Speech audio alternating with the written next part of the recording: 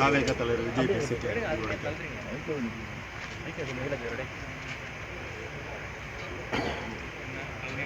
தமிழக வெற்றி கழகத்தின் தலைவர்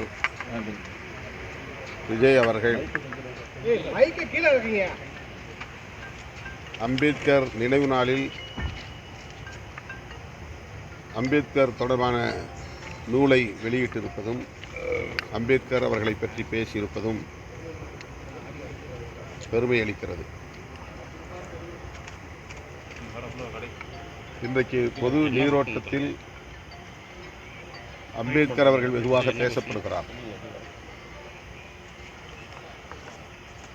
அந்த வரிசையில் விஜய் அவர்களும்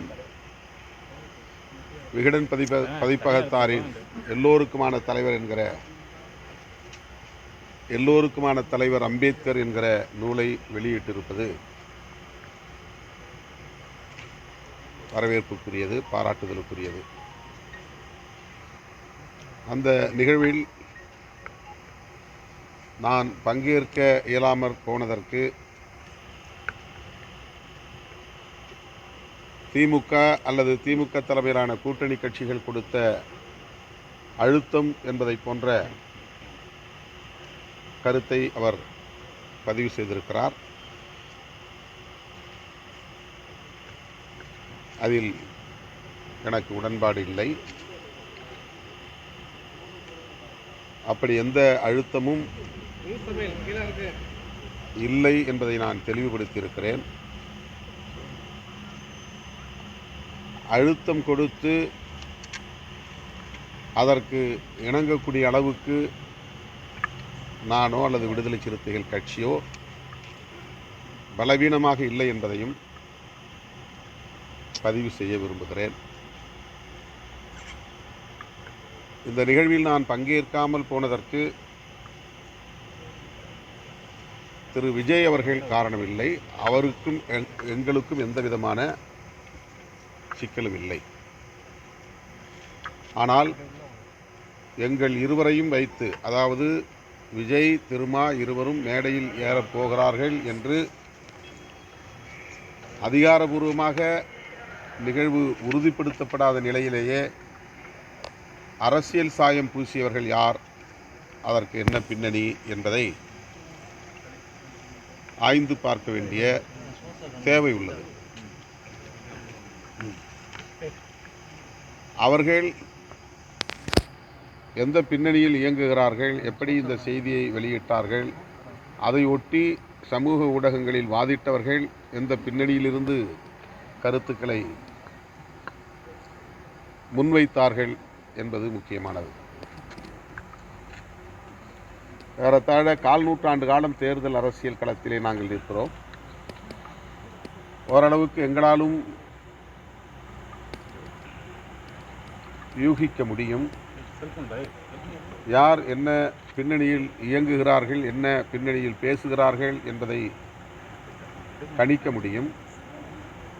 அந்த வகையில்தான் அம்பேத்கர் நூல் வெளியீட்டு விழாவை அரசியலாக்கி விடுவார்கள், அப்படி அரசியல் படுத்துவதை நான் விரும்பவில்லை என்கிற அடிப்படையில்தான் நானே முன்கூட்டியே விகடன் பதிப்பகத்தாரிடத்தில் சொல்லிவிட்டேன். விஜய் அவர்களோடு எங்களுக்கு எந்த சிக்கலும் இல்லை, உங்கள் மீதும் எங்களுக்கு எந்த வருத்தமும் இல்லை. தமிழ்நாட்டில் எங்கள் கூட்டணியை குறிவைத்து காய்களை நகர்த்துகிற அரசியல் நடந்து கொண்டிருக்கிறது. அவர்களுக்கு மீண்டும் ஒரு முறை வெறும் வாய்க்கு அவல் கிடைத்ததைப் போல ஒரு வாய்ப்பை தர நான் விரும்பவில்லை. எனவே என்னுடைய வாழ்த்துக்கள், வெற்றிகரமாக இந்த விழாவை நீங்கள் நடத்துங்கள் என்று ஏற்கனவே நான் கூறிவிட்டேன். நான் சுதந்திரமாக எடுத்த முடிவு, நல்லெண்ணத்தின் அடிப்படையில் எடுத்த முடிவு, விடுதலை சிறுத்தைகள் அங்க வகிக்கக்கூடிய கூட்டணியின் நோக்கம் சிதையாமல் இருக்க வேண்டும் என்கிற அடிப்படையில் தொலைநோக்கு பார்வையோடு நான் எடுத்த முடிவு. எனக்கு எந்த வகையான பிரஷரும் இல்லை.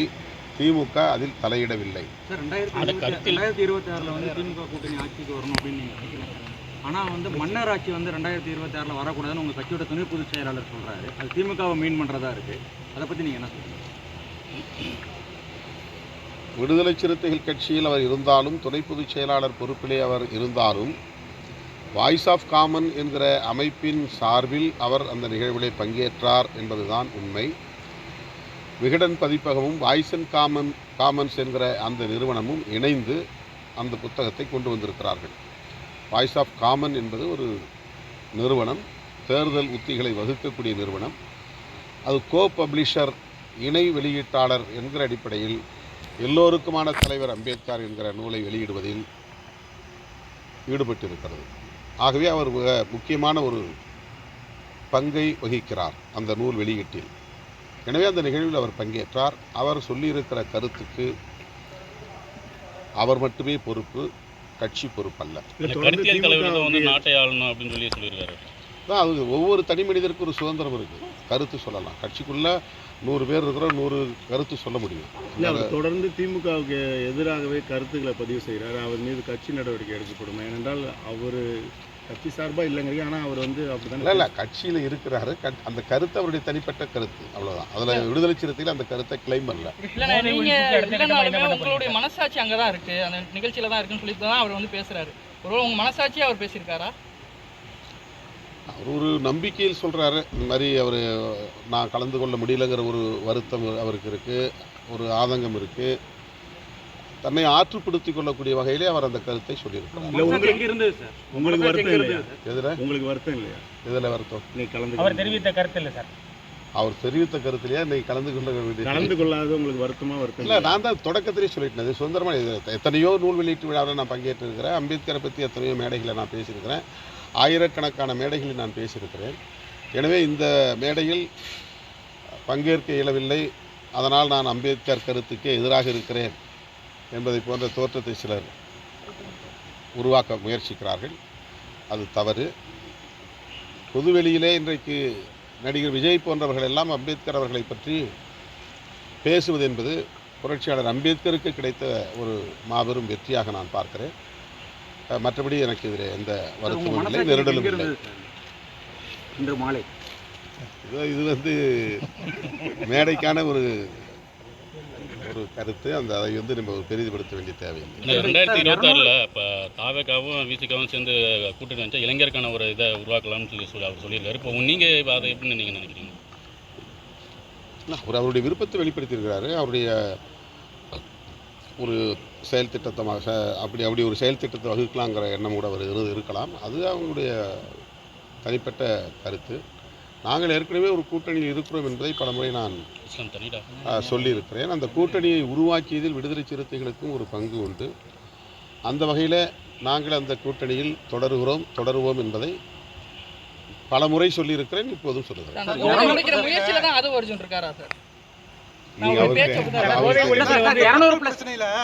மக்கள் பிரச்சனையில நான் வந்து இந்த போட்டோ ஷூட் நடத்துறது, ட்வீட் போடுறது, அவங்களுக்காக அறிக்கை விடுறது, இந்த மாதிரி சம்பிரதாய அரசியல் எனக்கு வந்து விருப்பமே இல்லை. என்ன செய்யறது, நானே ஆனால் சம்பிரதாயத்துக்காக இதெல்லாம் செய்ய வேண்டியிருக்கு அப்படின்னு சொல்றாரு. இது வந்து அரசியல் கட்சி தலைவரா அதுதான் அவருக்கு உடன்பாடு இல்லை. ஆனாலும் அதுக்கு உடன்படக்கூடிய நிலை, இதுதான் அரசியல். அரசியலை நோக்கி, அதிகார மையத்தை நோக்கி போக போக நாம் நிறைய கற்றுக்கொள்ள நேரிடும். 200+ அதைத்தான் அவர் இன்றைக்கு அவர் வெளிப்படுத்தியிருக்கார். 200+ தொகுதியில் நீங்கள் ஜெயிக்கணும்னு சொல்கிறீங்க. ஆனால் அவங்க வந்து இருமாப்பு அப்படின்னு சொல்லி விஜய் பேசியிருக்காரு. மைனஸில் போயிடுவீங்க 2026 சொல்லியிருக்காங்க. இதுக்கெல்லாம் கருத்து சொல்ல முடியாது. அவருடைய கருத்தை அவர் சொல்லியிருக்கிறார். அதுக்கு வந்து அதை விட கூடுதலான விளக்கம் தேவைன்னா அவர்கிட்ட தான் நீங்கள் பேசுங்க. போதை ஒழிப்பு வந்து மாநாடு நடத்தினீங்க, அதுக்கு அடுத்த கட்டமாக அது சம்பந்தமாக என்ன முயற்சி? நாங்கள் வந்து இப்போ கட்சியின் மறுசீரமைப்பு நடவடிக்கைகளில் ஈடுபட்டு வருகிறோம். அதன் பிறகு எல்லா ஒன்றியங்களிலும் மது ஒழிப்பு மகளிர் குழுவை நாங்கள் கட்டமைக்கிருக்கிறோம். அந்த மகளிர் குழுவினருக்கு மது ஒழிப்பு தொடர்பான விழிப்புணர்வு பிரச்சாரங்களை அல்லது பயிற்சியை நாங்கள் தர திட்டமிட்டிருக்கிறோம். இது ஒரு நீண்டகால செயல் திட்டம். அதற்கான அடிப்படை பணிகளை இந்த மறுசீரமைப்பு முடிந்தவுடன் மேற்கொள்வோம். ஆதவ் அர்ஜுன் மீது வந்து நடவடிக்கை எடுக்கப்படுமா? ஏற்கனவே கேட்டிருந்தோம். திமுக தொடர்ந்து காப்பாத்துறீங்க, நீங்க எல்லாம் ஒன்னா இருக்கீங்க.